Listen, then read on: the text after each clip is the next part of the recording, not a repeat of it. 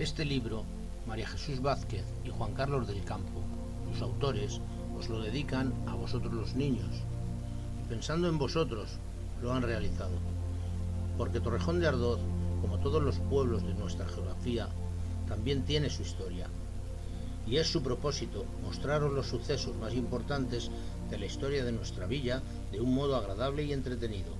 Si estas páginas os animan a profundizar más en ella, su esfuerzo habrá merecido la pena. Muchas gracias.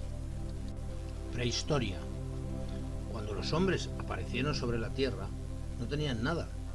Ni casa, ni comida, ni ropa, solo sus manos y su cerebro. Poco a poco fueron aprendiendo a utilizar lo que la tierra les ofrecía y la especie humana progresó. Aprendieron a cazar y a pescar, y las primeras armas que utilizaron nuestros antepasados remotos fueron las piedras y los palos o ramas que encontraban. Nunca vivían demasiado tiempo en un mismo sitio. Cuando escaseaba la caza, se iban a otro lugar en el que hubiera más y siempre a pie, porque tardaron mucho tiempo en domesticar animales que les ayudaran a trasladarse y de los que, en caso de necesidad, pudieran alimentarse. A este periodo de la historia del hombre sobre la Tierra se le llama Paleolítico o Edad de la Piedra. Había mamuts, porque el clima era más frío. De ellos se han hallado restos en las orillas del río Jarama. El río Henares es un afluente del río Jarama. Cerca de la confluencia de ambos ríos, en la campiña del Henares, se encuentra Torrejón de Ardoz.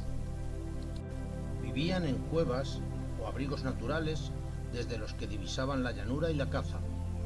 Con grasa animal fabricaban antorchas. Con el fuego se defendían de los animales. Casi todas las tareas se realizaban en grupo, especialmente la caza. El siguiente periodo de la historia de la humanidad se llama Neolítico. Lentamente el hombre aprende a cultivar la tierra y a domesticar algunos animales. Utilizan mucho mejor la naturaleza, porque no tienen que ir de un lado a otro buscando caza.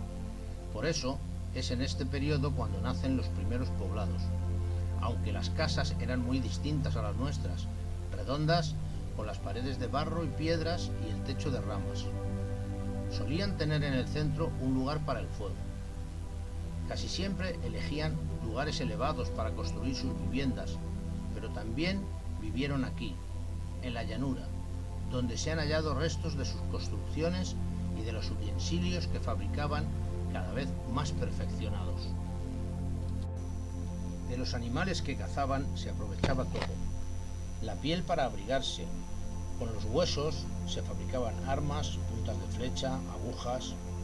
Los tendones servían como cuerdas y la carne y la sangre constituían su principal alimento, además de las cosechas y de los frutos silvestres que recogían.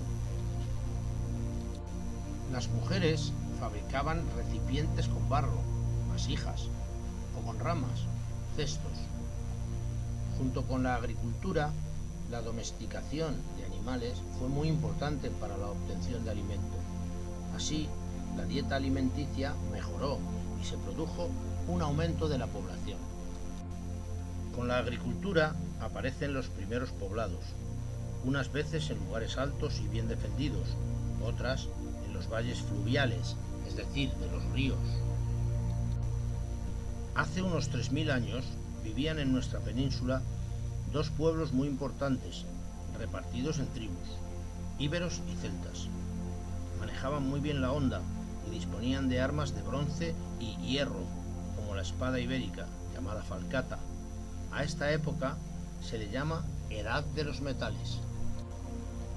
Otros pueblos del Mediterráneo llegaron a nuestras costas a comerciar y llamaban a nuestra península por el nombre del pueblo que comerciaba con ellos, los íberos.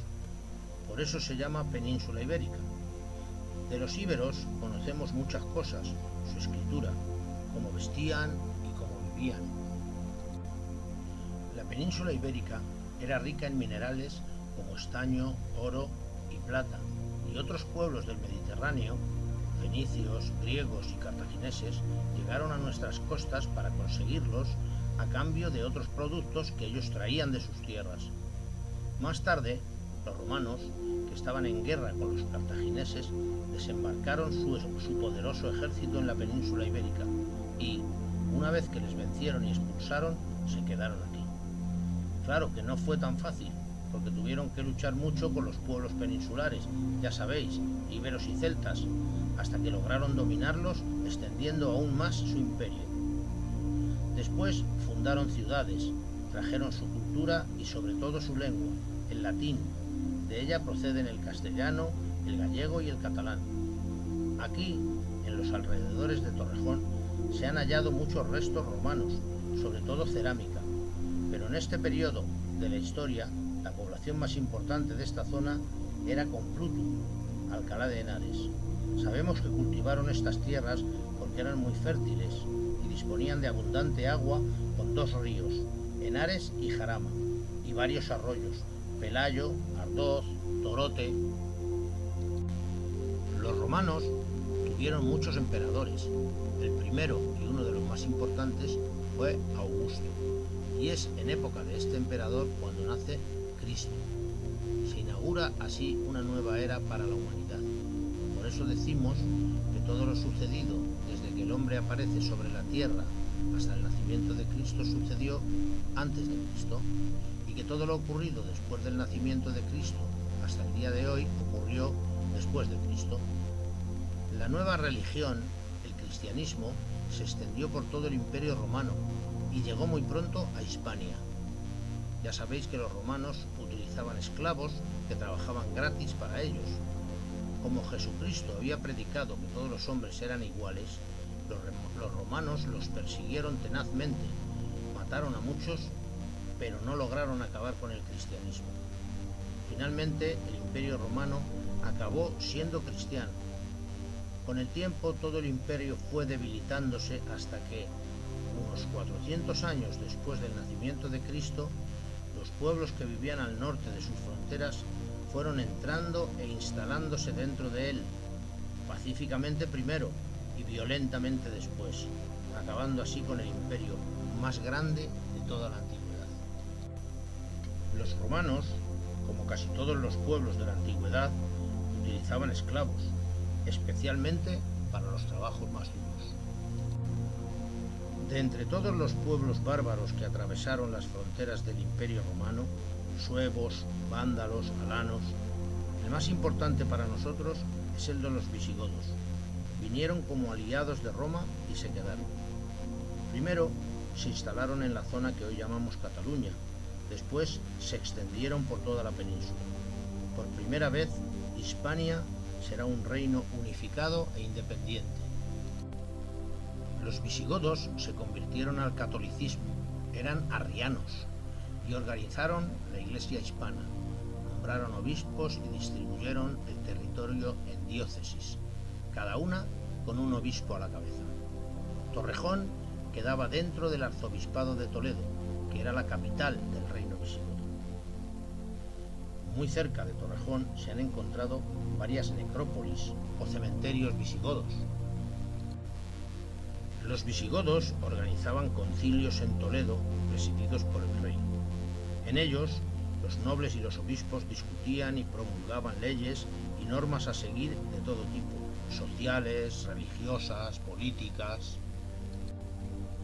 Y después de 300 años de dominación visigoda, en el año 711 desembarcaron en Gibraltar los árabes, que, al mando de Jebel Tarik y Muza, vencieron a los visigodos y en pocos años, y casi sin oposición, dominaron la península. Hacia el año 714 ocuparon este valle, en el que había numerosas villae, granjas de explotación agrícola de origen romano. Algunas de ellas, como Ajalbir o Torrejón, se convertirían en aldeas dependientes de Complutum, que tenía más población y era sede episcopal, y en donde los musulmanes construyeron un Qal'at, fortaleza, en la orilla izquierda del río Henares. Aunque hubo varias aldeas a la orilla del Henares y del Jarama, Baezuela, Aldovea, Viveros, parece que la población se concentró aquí porque moría mucha gente a causa de las epidemias provocadas principalmente por los mosquitos, por Torrejón no está demasiado cerca de los ríos ni demasiado lejos, así tenían agua y se evitaban algunas enfermedades. Los musulmanes, que apreciaban enormemente el agua, supieron aprovechar la fértil campiña del río Henares en donde se asentó Torrejón. Los musulmanes fundaron muchos pueblos y ciudades como Torrejón, que, aunque no hemos encontrado aún el documento que lo atestigue, todos los indicios nos conducen a esta época. La torre, origen de nuestra villa, no debió ser más que una construcción rudimentaria para, desde ella, poder vigilar la llanura. Muchos hispano-visigodos se refugiaron en las montañas del norte de la península para reorganizarse y conquistar de nuevo los territorios que habían perdido, iniciando un largo periodo de nuestra historia, la Reconquista, que no finalizaría hasta el año 1492, en que los reyes católicos expulsaron al último rey de Granada. Eran tiempos difíciles por los continuos ataques producidos tanto por los cristianos como por los musulmanes. Los musulmanes trajeron nuevas técnicas de riego y labranza.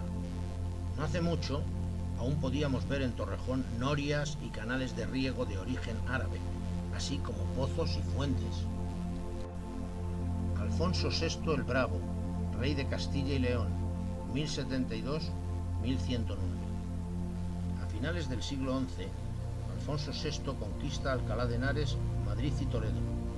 Ahora muchos árabes huyen hacia el sur, pero también muchos otros se quedan y con el tiempo se irán convirtiendo al cristianismo. También don Rodrigo Díaz de Vivar, el Cid campeador, hizo algunas de sus correrías por estas tierras. Sabemos que estuvo con sus guerreros en el castillo de Aldovea. Esta zona volvería a ser tomada por los almorávides. Alfonso VII el emperador, rey de Castilla y León, 1126-1157. Con Alfonso VII el emperador, Alcalá de Henares y toda su tierra, Torrejón era una de las 25 aldeas de Alcalá, se encuentran definitivamente en poder de los reyes cristianos como una parte más del reino de Castilla. Ya sabéis que los musulmanes tenían otra religión, el islamismo, pero no impedían que los judíos, había muchos, y los cristianos practicaran sus religiones. Así, a lo largo de toda la Edad Media convivieron los tres tipos de población: moros, judíos y cristianos. En 1129, los reyes, Alfonso VII y doña Berenguela, hacen donación al arzobispo de Toledo de Alcalá y su tierra. A partir de entonces, los aldeanos de Torrejón pagaron sus tributos al arzobispo de Toledo y no al rey. Don Íñigo López de Mendoza, marqués de Santillana, mientras lucha en el sur contra los musulmanes, se ve desposeído de sus bienes en Santillana.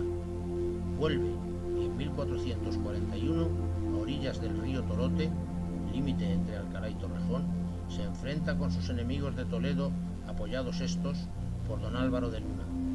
Don Íñigo resulta herido en el combate, pero sale victorioso de la batalla.